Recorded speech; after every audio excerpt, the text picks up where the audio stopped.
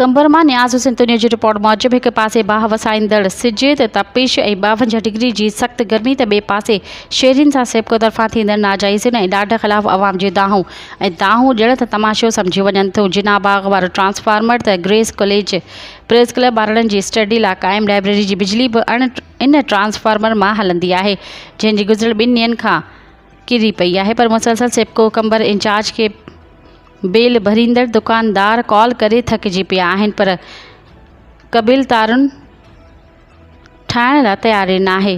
सेपको SDO कंबर ऐं line superintendent लाल मोहम्मद राहू जो करप्शन जो बेताब बादशाह ॿिन्ही हथनि सां कंबर शहर के लुटियो थो।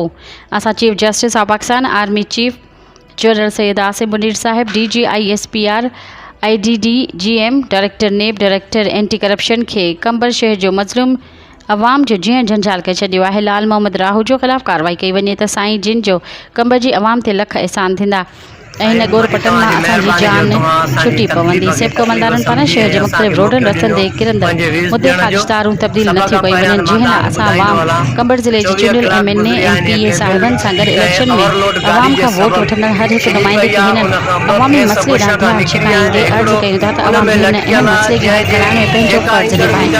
शहर जी अक्सरियत बिजली खाते तरफ़ां लोड शेडिंग डिटेक्शन सबबि आज़ाद सहन ते मजबूर आहिनि ऐं मैसूर आहिनि, जंहिं लाइ अवाम खे सेपको गर्मी खां निजात ॾियण लाइ आला अख़्तियारनि खे निमाणी अपील पिणु कजे थी। मुसलसिल सुबुह को वठी असांखे ठला आसरा ॾींदा रहिया आहिनि ऐं तव्हांखे मां इहो ॿुधाईंदो हलां त कंबर लाइब्रेरी इन ट्रांसफार्मर ते आहे, कंबर प्रेस क्लब इन ट्रांसफार्मर ते आहे ऐं इहा मुकमिल बाज़ार बिलिंग वारी आहे। करंट बिल इन हर हिकु दुकानदार वटि, पोइ बि असांजी को फ़रियाद ॿुधण जे लाइ तयारु न आहे।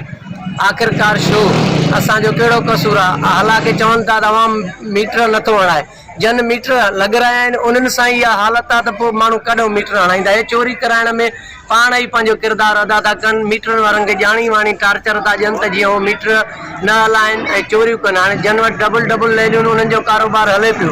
असां सुबुह खां वठी बेरोज़गार लॻा वेठा आहियूं, असांजी कंहिं बि क़िस्म जी रिस्पॉन्स असांखे कोन पिया ॾियनि, न वरी असां सां को राब्ते करण जे लाइ SDO या लाल मोहम्मद राहू जो असांजी का कॉल अटेंड करण जे लाइ तयारु न आहे। असां वस वारनि खे ज़िले इंतज़ामिया खे कंबर DC ऐं सेशन जज खे रिक्वेस्ट था कयूं त जेकॾहिं हिन हलंदड़ सवारी तेज़ रफ़्तार वारी हिन में विचड़ी जेको बि जानी नुक़सानु थियो उन जो ज़िम्मेवारु आहे लाल मोहम्मद राहू जो ऐं कंबर SDO।